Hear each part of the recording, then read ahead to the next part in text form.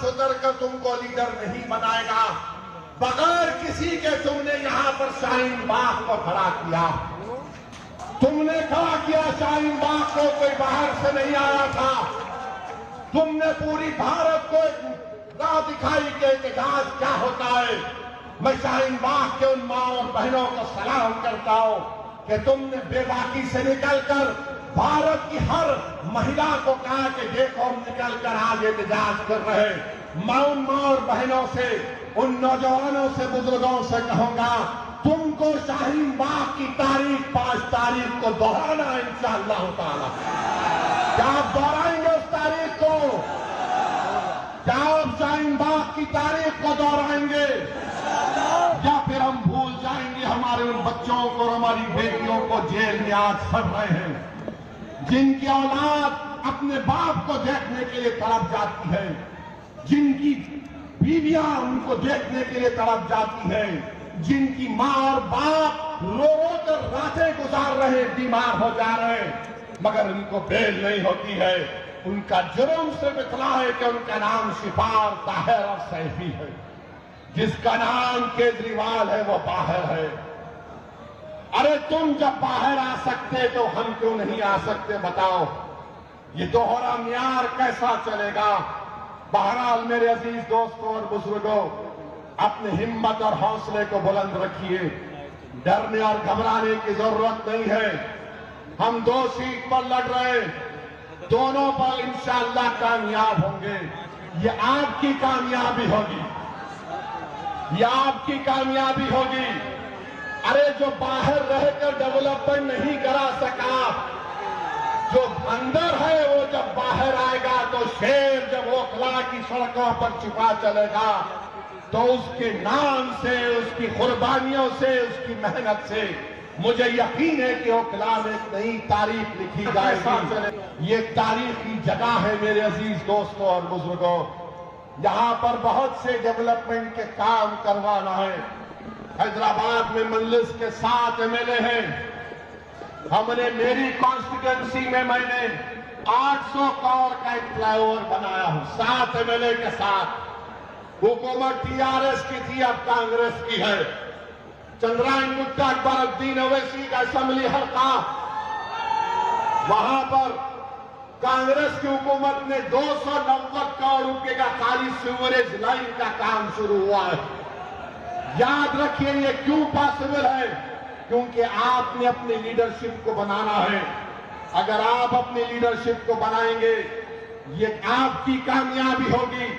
याद रखो, कांग्रेस हो, आप हो, बीजेपी हो, एक बात पर मुत्तफिक है कि सबकी लीडरशिप हो सकती है, मगर जो जाकिर हुसैन का नाम लेने वाले हैं, जो अल्लामा फजल कैराबादी का नाम लेने वाले हैं, जो मौलाना महमूदुल हसन का नाम लेने वाले हैं, इन लोगों की लीडरशिप नहीं होने देंगे। मैं आपसे अपील कर रहा हूं कि अपनी लीडरशिप को पैदा करो। और वो कैसे पैदा होगी? आपके मुत्तहिद होने से, आपके के कोड के सही इस्तेमाल करने से। यहां से कोई बीजेपी नहीं कामयाब होगी। ये केजरीवाल नंबरी झूठा है, झूठा नंबर 1 है। अगर झूठों का कंपटीशन होगा तो 2 लोग फाइनल में आएंगे, एक मोदी और दूसरा केजरीवाल। इतनी झूठ बोलते हैं, सफाई से बोलते हैं और मासूम जनता उनका यकीन भी कर लेती है। मैं ओखला की आवाम से अपील कर रहा हूं कि ओखला की डेवलपमेंट के लिए और जो आपके दरमियान में खड़े होकर आपकी आवाज बनाओ, जिसने आपके लिए आफतें उठाई, जिसने आपके रोशन मुस्तकबिल के लिए अपना चैन और सुकून कुर्बान कर दिया, आज हम शिफा के नाम पर नहीं मेरे भाई, हम ज़मीन की बुनियाद पर वोट देंगे शिफा को इंशाअल्लाह ताला। जिसके सीनों में धड़कता हुआ दिल होगा वो शिफा को वोट देगा। जिसका ज़मीर मुर्दा नहीं होगा वो शिफा को वोट देगा। जिसके दिलो दिमाग में तड़प होगी वो शिफा को वोट देगा। जिसके जिस्म में हरारत होगी वो शिफा को वोट देगा।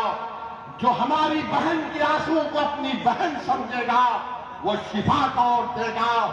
जो ओखला को अपना घर समझता है वो शिफा का ओर देगा। जालिमों का साथ मत दो, मजलूमों का साथ दो, इंसाफ का साथ दो, इंसाफ को सर बुलंद करो। और मोदी को हम कहना चाह रहे हैं कि आप वक्फ का बिल बनाने जा रहे हैं, याद रखो वक्फ का कानून बनेगा तो भारत में प्रोटेस्ट होगा इंशाअल्लाह ताला। बहरहाल मेरे अजीज दोस्तों और बुजुर्गों, आप तमाम से अपील करने आया हूं कि 5 तारीख के दिन ओखला के आसमानों में सिर्फ एक ही निशान दिखाई देना चाहिए, वो पतंग का निशान होना चाहिए। पतंग के निशान पर बटन दबाकर आप अपनी पार्टी को कामयाब करिए, शिफा को कामयाब करिए, जो हमारे लिए खड़ा रहा उसको कामयाब करिए। मैं आज आपके इलाके में दौरा किया हूँ, इंशाअल्लाह ताला और भी पैदल दौरे होंगे, और भी पैदल दौरे होंगे, आपसे मुलाकात होगी। बहुत बहुत शुक्रिया। अस्सलाम वालेकुम। अच्छा 10 बज गए। आपने अपना कीमती वक्त निकालकर मजलिस इत्तेहादुल मुस्लिमीन के उम्मीदवार ओखला के जनाब शिफा साहब के इंतखाबी जलसे में आपने शिरकत की। इतनी बड़ी तादाद में आज आपका यहाँ पर जमा होना इस बात का पैगाम देता है कि इंशाअल्लाह ताला ओखला की आवाम ने यह फैसला कर लिया है कि इस असेंबली के इंतखाबात में वो तब्दीली चाहते हैं। और यहाँ से इंशाअल्लाह ताला जब आप वोट डालने जाएंगे तो मुझे यकीन है कि आप मजलूम का साथ देंगे, आप जालिमों को हराएंगे, आप नाइंसाफी करने वाली दोनों पार्टी और हुकूमतों को सबक सिखाएंगे। और आप जो जेल में जो हमारे लोग सड़ रहे हैं पिछले 5 साल से, उन बेजुबानों की आवाज आप बनकर 5 तारीख के दिन पतंग के निशान पर बटन दबाएंगे। मेरे अजीज दोस्तों और बुजुर्गों, मेरी इज्जतदार माँ और बहनों, बहुत से लोग इस बात का सवाल कर रहे हैं कि मजलिस ने 2 उम्मीदवार जो दिल्ली के असेंबली इंतखाबात में उतारे हैं वो जुडिशियल कस्टडी में है, आखिर इनको क्यों उम्मीदवार बनाया गया। लोग बहुत से तबसरे भी कर रहे हैं, बात तो मनगढ़ंत बातें करते हैं और जो इस तरह की बकवास करते हैं वो कानून को नहीं जानते और उनके दिलो दिमाग में एक नफरत भरी हुई है। भारत के कानून के लिहाज से शिफा और ताहिर साहब इलेक्शन लड़ सकते हैं, इसीलिए असदुद्दीन ओवैसी ने इन दोनों को मजलिस इत्तेहादुल मुस्लिमीन का उम्मीदवार बनाया है। अब जो लोग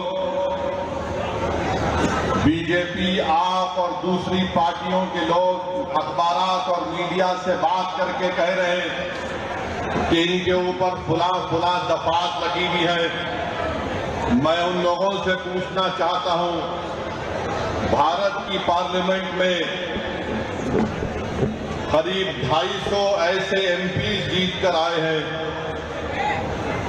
जिन पर बहुत सीरियस क्रिमिनल केसेस हैं। 250 में से 170 के ऊपर रेप का मुकदमा है, एमपी है, मर्डर का मुकदमा है, एमपी है, अटेम्प्ट टू मर्डर का मुकदमा है, एमपी है, किडनैपिंग का केस है, एमपी है, महिलाओं के खिलाफ केसेस है, एमपी है। इसमें बीजेपी के करीब 94 जीतने वाले कैंडिडेट्स के ऊपर क्रिमिनल केसेस हैं जिसमें से 63 के ऊपर सीरियस क्रिमिनल केसेस हैं। तो ये लोग जो वो बकवास कर रहे हैं, कांग्रेस पार्टी के 32 एमपीज के ऊपर सीरियस क्रिमिनल केसेस हैं, समाजवादी के 17 के ऊपर सीरियस क्रिमिनल केसेस हैं, शिवसेना के करीब 4 एमपीज के ऊपर क्रिमिनल केसेस हैं। ये लोग इलेक्शन जीतकर भारत की सबसे बड़ी पंचायत में बैठे हुए हैं और जो कुछ नहीं किए उन पर झूठा एक मुकदमा लगाकर 5 साल से उनको जेल में रखकर अगर कोई तबसरा कर रहा है कि ये इलेक्शन क्यों लड़ रहे हैं, उन तमाम लोगों से मैं कह रहा हूं कि तुम चुल्लू भर पानी में डूब पड़ो बेशर्मो। भारत की पार्लियामेंट में इतने एमपी जीत कर आ रहे हैं कि एक पार्टी के एमपी के ऊपर सीरियस क्रिमिनल केसेस हैं। तुमको वो दिखाई नहीं देता क्योंकि जिसका नाम शिफा है, जिसका नाम तायर है, तुमको वही नजर आता। इससे तुम्हारी तंग नजरी का इजहार होता है। हम बराबर टिकट किए, पहली मर्तबा नहीं दिए हैं, फिर से देंगे।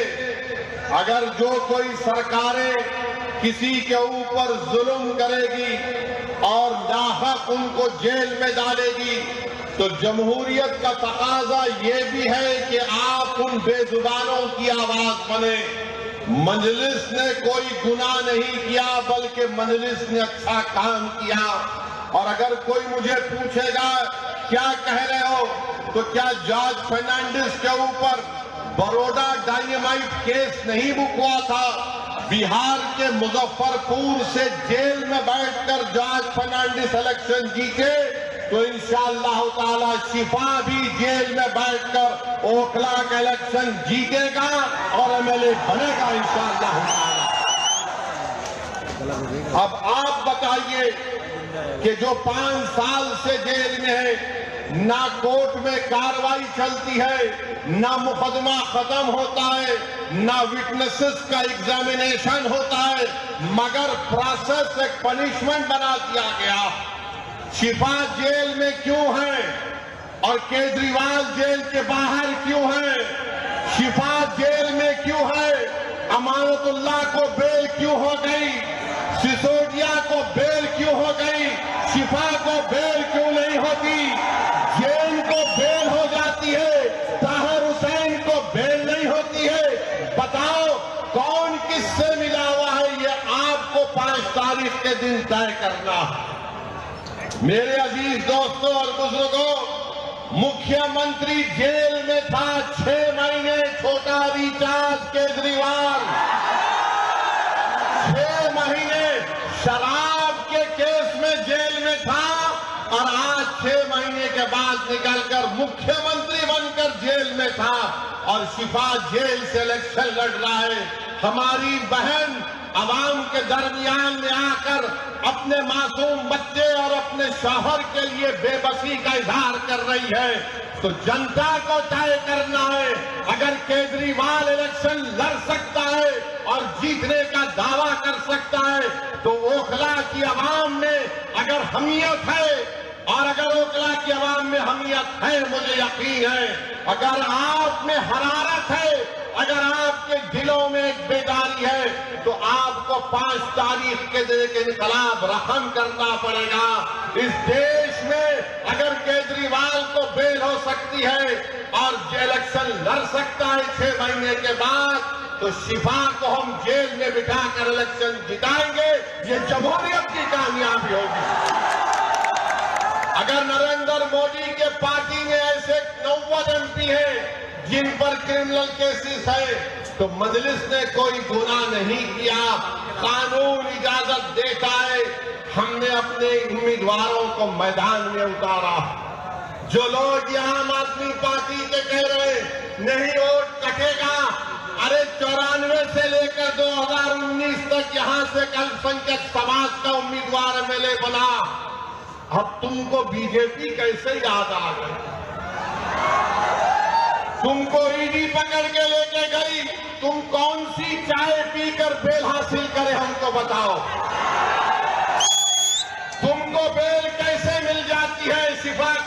नहीं मिलती।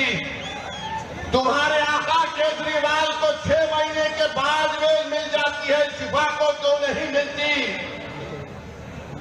सिसोदिया 16 महीने जेल में बेल मिल गई, जेल में बेल मिल गई। बताओ कहीं तुम कुछ सेटिंग तो नहीं कर लिए? तुम मुझ पर इल्जाम लगाते हो और आज हम मजलिस उम्मीदवार खड़ा करें तो नहीं बीजेपी जीत जाएगी। अरे ओखला की वोटर लिस्ट केजरीवाल तेरे मुंह पे फेंक कर कह रहा हूं, यहां से सिपाही जीतेगा इंशाअल्लाह ताला। ये डराने का काम मत करो आप आम आदमी पार्टी के लोगों। नहीं बीजेपी आ जाएगी। मुझे मालूम है कि तुम्हारे दिल में डर पैदा हो गया है। तुमको नजर आ रहा है तुम्हारी नाकामी जो इंशाअल्लाह हकीकत में तब्दील होगी। लोग बोल रहे हैं और मैंने खुद देखा है, 5 साल पहले भी मैं आपके दरमियान में आया था और आज भी आया हूं। ओखला में कोई डेवलपमेंट, विकास, तरक्की नजर नहीं आती। केजरीवाल, मैं तुझको चैलेंज कर रहा हूं, सुबह आ जा इस रोड पर, तू यहां ठहर के बोल। सुबह 9 बजे आ जा केजरीवाल, मैं भी आता हूं। तुमको एक आवाज सुनाई देगी, पानी ले लो, पानी ले लो, पानी ले लो। पहली मंजिल पर कहा जाएगा 25 रुपये, दूसरी मंजिल पर 30 रुपये। अरे मफलर, कितना झूठ बोलेगा तू, कितना झूठ बोलेगा। पानी फ्री कर दिया, बिजली फ्री कर दिया, पूरा फ्री कर दिया। मोदी जी भी बोल रहे ये फ्री लो, वो फ्री लो। ये क्या इनके अब्बा के अकाउंट से दे रहे हैं? फ्री लो, फ्री लो। ये जनता का पैसा है। मगर ओखला की आवाम तुमको पानी फ्री में मिलने का दावा केजरीवाल और मोदी कर रहे हैं। मेरी माँ और बहनों, तुम्हारे अकाउंट में से पैसे डालने का वादा कर रहे हैं। मगर 5 तारीख के दिन तुमको याद रखना पड़ेगा कि ना शिफा फ्री है, ना ताहिर फ्री है, ना सैफी फ्री है। से कई लोग फ्री नहीं है, ये लोग फ्री नहीं है। मगर दावा तो बहुत करते हैं केजरीवाल पानी नहीं पहुंचा सके यहाँ पर, हम ऐसा कर देंगे। बड़े बड़े बुलंदबाज दावे करते हैं। आओ केजरीवाल, ओखला में तुमको माउंट एवरेस्ट हम दिखाते हैं, जो तुमने यहाँ पर कचरा बकट एक पहाड़ बनाकर रख दिया।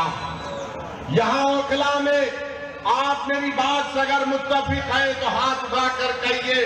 अभी नहीं, बोलने के बाद। 1 गज जमीन की कीमत कितनी है? 3 लाख के ऊपर है ना, 3.5 लाख के करीब है। 3 साढ़े 3 लाख। 100 गज का फ्लैट 60 लाख के ऊपर है। बताओ फिर यहाँ पर डेवलपमेंट क्यों नहीं हुआ? जब इतनी महंगी जमीन है, इतने महंगे फ्लैट दिखते हैं, तो फिर यहाँ पर डेवलपमेंट क्यों नहीं हुआ? 10 साल से केजरीवाल मुख्यमंत्री हैं, सब जगह डेवलपमेंट हो रहे हैं। अरे केजरीवाल, जो आज गलियों में मैं पैदल चला, तुम 10 मिनट चलकर दिखाओ। मुझ पर तो आज फूल बरसाए गए, तुम पर चप्पलें बरसाए की आवाज। इतने खड्डे यहाँ पर है, इतने खड्डे यहाँ पर है, गंदगी है, ना सफाई का कोई इंतजाम है। और 10 साल से बाजा बजा रहे। याद रखो, ओखला की आवाम, मोदी और केजरीवाल दोनों भाई भाई हैं, एक सिक्के के 2 रुख हैं। इनमें कोई फर्क नहीं है, बिल्कुल कोई फर्क नहीं है। इनकी सोच है, ये दोनों आरएसएस से निकले हैं। एक आरएसएस की शाखा से निकला, एक आरएसएस के इंस्टीट्यूट से निकला। इन दोनों में कोई फर्क नहीं है। हिंदुत्व की बात दोनों करते हैं। अरे बोलो, तुम्हारी जबान पे कभी नाम आया 5 साल में ताहिर हुसैन का? यही ताहिर हुसैन के मकान के ऊपर मौजूदा मुख्यमंत्री, ये बरसर इख्तिदार पार्टी के कई लोग ताहिर हुसैन के घर पर बैठकर कहते थे खाना खिलाओ। और जब ताहिर हुसैन जेल को चला गया तो तुमने उसकी तरफ देखना तो छोड़ो, तुमने उसका नाम तक नहीं लिया।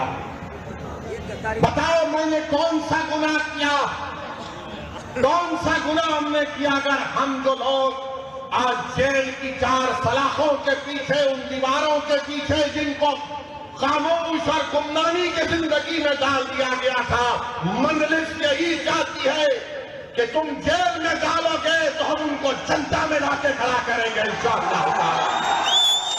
उनको अगर बेल नहीं मिलेगी तो वोट के जरिए उनको हम कामयाब करेंगे इंशाअल्लाह ताला। ये अदालत इंडिपेंडेंट है, हम इसकी इज्जत करते हैं, मगर उन सरकारों ने उनको जेल में डाला था। कानून का इस्तेमाल सरकार ने किया, और क्या गलती थी शिफा की कि CAA का एहतजाज शिफा ने करवाया था। बहुत अच्छा किया। डेमोक्रेसी में, जमहूरियत में एहतजाज होना चाहिए, मगर निशाना किसको बनाया गया था? जब शाहीन बाग का यह एहतजाज जो पूरे मुल्क के लिए एक मशाले राह बन गया था, यही केजरीवाल ने कहा था ये बीजेपी स्पॉन्सर्ड है। ओखला की आवाम, आज आपके पास एक मौका आ रहा है कि जिन्होंने आपके एहतजाज को बीजेपी स्पॉन्सर्ड कहा था, आप अपने वोट के जरिए उनको आपको जवाब देना है। जब कोविड में तबलीगी जमात के मरकज को ताला लगा दिया गया तो सबसे पहले सुपर स्प्रेडर का नाम तबलीगी जमात को देने वाला कौन था? यही केजरीवाल की सरकार थी, यही केजरीवाल की सरकार थी, जो बाद में अल्लाह ने दिखा दिया कि सब झूठ था, मरकज को बंद कर दिया गया। मेरे अजीज दोस्तों और बुजुर्गों, ये ओखला है जहां पर डॉक्टर जाकिर हुसैन ने अपनी आखिरी सांस ली। ये ओखला है जहां पर गांधी आए, ये ओखला है जहां पर बड़े बड़े सैयद उलमाए किराम आए। आज उस ओखला की आवाम को अपनी बेदारी का एक सबूत देना पड़ेगा। अरे जो लोग बीजेपी का डर दिखा रहे हैं, अरे यहां पर 94 से लेकर 2019 तक यहां पर कोई बीजेपी नहीं जीती, ना इस बार भी जीतेगी, मगर तुमने कुछ काम नहीं किया, यहां पर कुछ काम डेवलपमेंट का नहीं किया। सरकार तुम्हारी, एडमिनिस्ट्रेशन तुम्हारा, तुम अगर दूसरे दिल्ली के असेंबली हल्के में डेवलपमेंट का तुमने काम किया, यहां पर कौन सा काम किया बताइए आप?